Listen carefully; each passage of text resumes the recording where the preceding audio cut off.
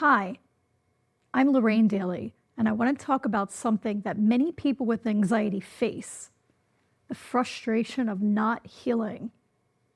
Maybe you've been trying different methods like talk therapy, medications, mindfulness, but the anxiety just keeps coming back, or it never seems to go away entirely. The reason? You may be focusing on only one or two aspects of healing. True healing requires addressing all parts of you: the physical, the emotional, the mental, and the spiritual. When we try to heal just one part of ourselves, we're missing a critical piece of the puzzle. Today, we're going to dive into what I call the 4 pillars of healing, and I'll show you why focusing on all 4 is the key to not only healing your anxiety, but living a more peaceful, balanced life. The physical pillar. It's easy to think that your anxiety is purely mental or emotional, but the body plays a significant role in your healing process. When our bodies are out of balance, whether it's from poor diet, lack of movement, or energy blockages, we feel it. These physical imbalances can amplify anxiety. So if you're only focusing on talking about it or doing mental exercises without addressing the body, you're not addressing the root cause of your anxiety. Let's take a physical example. While healing your gut may not directly heal your anxiety, not healing your gut could be preventing you from healing the anxiety. The gut-brain connection is very real. Your gut microbiome affects your mood, your neurotransmitters, and even how you respond to stress.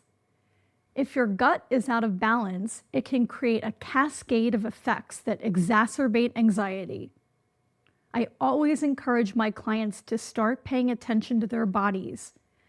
This could mean eating whole foods, staying hydrated, getting enough rest, and incorporating movement into your day.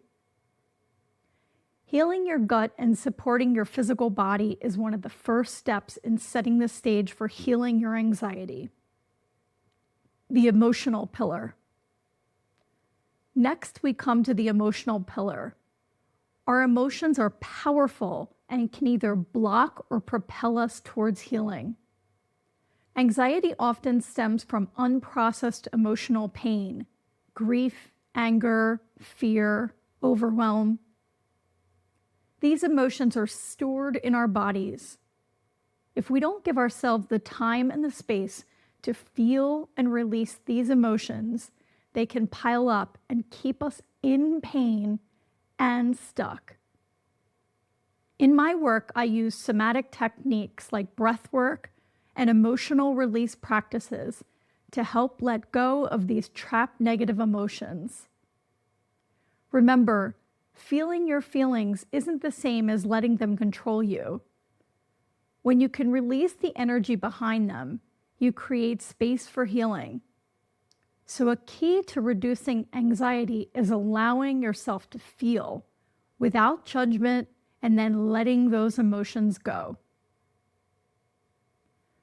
The mental pillar.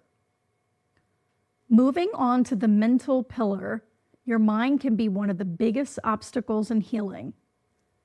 Limiting beliefs, negative thought patterns, and constant mental chatter can all fuel anxiety. If you don't address these mental patterns, it becomes tough to move forward in healing. Many people think that the solution to anxiety is simply think positive. But healing is about reprogramming your mind, not just shifting your thoughts. It's about identifying and releasing limiting beliefs that tell you you're not good enough or that an anxiety will always be a part of your life. One of the techniques I use in my practice is reframing, or taking a negative thought and shifting it into something more empowering. For example, instead of thinking, "I can't handle this," you might reframe it to, I'm capable of handling this, and I have the tools to support me. The spiritual pillar. Whether you practice a specific religion or not, we're all spiritual beings. When you are disconnected from your higher self, your soul, or God, it can feel like something is missing, like there's a void that can't be filled with external things. Spirituality in this context is not about dogma or rules. It's about alignment, finding peace, purpose, and a sense of connection to something greater than yourself. When we're aligned spiritually, we trust the process. We have faith that we are supported in our journey. Now let's talk about why many people aren't healing, even after trying various approaches. The common mistake is focusing only on one or two pillars, like working on mental health or just trying to fix the physical symptoms of anxiety. Healing is holistic, and you can't just treat one part of yourself without considering the others. If you're ignoring your body, avoiding your emotions, staying stuck in old thought patterns, or disconnected from your spirituality, you'll struggle. True healing requires a balance of all four pillars. You need to show up for yourself in all of these areas for profound, lasting change. So how do I start? Here are a few actionable tips for each pillar. Physical. Take 10 minutes today to connect with your body. Do some stretching or breath work, hydrate, and start paying attention to how you feel physically.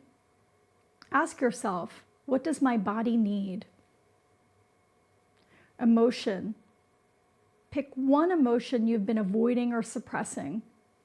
Take a few minutes today to feel it fully, then practice releasing it, whether it's through breath work, journaling, or speaking it out loud. Mental. Write down one limiting belief that has been holding you back and challenge it. Ask yourself, is this belief even true? What would be a more empowering thought? Spiritual. Set aside 5 minutes every day to meditate or pray. Ask for guidance.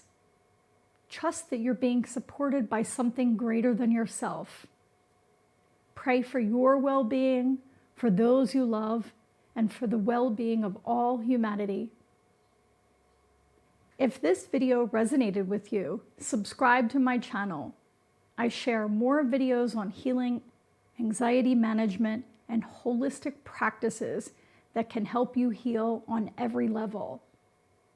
Remember, healing is a process, not a destination, and it's okay to start where you are. I'm here to support you every step of the way.